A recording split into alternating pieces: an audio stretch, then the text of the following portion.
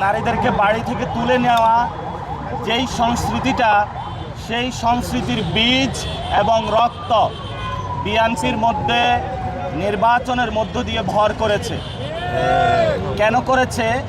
কারণ এই ইলেকশনে ভারতীয় শক্তির সাথে যেভাবে হাসিনা আঘাত করে চলেছিল এবং হাসিনার সন্ত্রাসী বাহিনী ধানের শীষে ভোট দেওয়ার কারণে যেভাবে রেপ করেছিল, তেমনিভাবে ভারতীয় রক্ত এখন বিএনপি নামক দলটির উপরে ভর করেছে।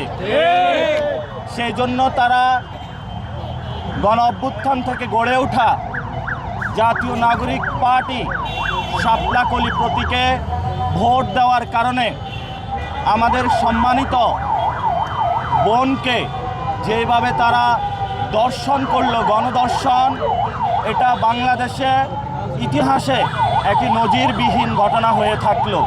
কেন তারা করেছে? এই ইলেকশনে মা এবং বোনেরা সবাই এগিয়ে এসে দাঁড়িপাল্লা শাপলাকলিতে ভোট দিয়েছিলেন। তারা জালেমের জুলুমতন্ত্রের বিরুদ্ধে দাঁড়িয়েছিলেন। যদি এটা অন্যায় হয়, এবং আমরা বিভিন্ন জায়গায় দেখেছি আমাদের অনেক ভাইকে খুন করা হচ্ছে, বাড়িঘর হামলা এবং মামলার মধ্য দিয়ে তাদেরকে নিয়ে যাওয়া হচ্ছে।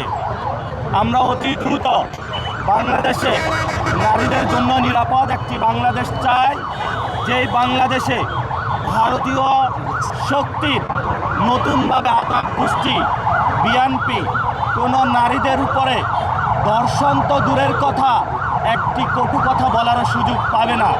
এই জন্য বাংলাদেশের জনগণকে নতুনভাবে লড়াইয়ের আমরা আহ্বান জানাচ্ছি।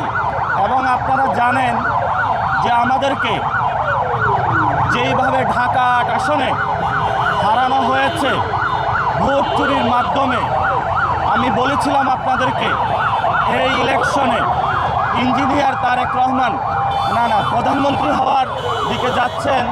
তারেক রহমান উনি যেই ধরনের ইঞ্জিনিয়ারিং করেছেন, যেটার মধ্যে এস্টাবলিশমেন্টেরও অনেকে অংশ ছিল এবং প্রশাসনেরও অনেকে জড়িত ছিল, এটা আপনারা জনগণের উপরে একটি জুলুমতন্ত্র চাপিয়ে দিলেন। আমরা শুনতে পাচ্ছি অনেক উপদেষ্টা সেফ এক্সিট নেওয়ার চিন্তা করছেন।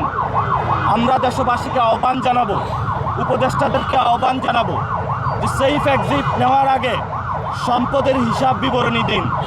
জনগণের সামনে কি কাজ করেছেন এতদিনে, সেই বিষয়ে আপনাদের সালতামামি প্রকাশ করুন। এবং ডক্টর ইউনূস, আপনি যেই ধরনের ইঞ্জিনিয়ারিংয়ের সহযোগিতা করেছেন এই ভিন্ন বাংলাদেশ, এটা ইতিহাসে মনে রাখবে। আমরা বলেছিলাম, আপনি যখন লন্ডনে গিয়েছিলেন তখন আমরা উচ্চারণ করেছিলাম লন্ডনে আপনি সিজদা দিয়েছেন। সেটার ফলস্বরূপ যেটা আমরা দেখলাম, বাংলাদেশের এই নির্বাচনে প্রশাসনকে কাজে লাগিয়ে যেই ধরনের ঘৃণ্য সংস্কৃতি আপনি জন্ম দিয়েছেন, একটি জালেমকে বাংলাদেশে নিয়ে এসেছেন এবং তাদের মধ্য দিয়ে আমরা এখন দেখতে পাচ্ছি আওয়ামী লীগের অফিস উদ্বোধন হচ্ছে, বিভিন্ন জায়গায় আমাদের বোনেদের উপর আক্রমণ হচ্ছে। এটার জন্য আপনি ইতিহাসের কাছে দায়বদ্ধ।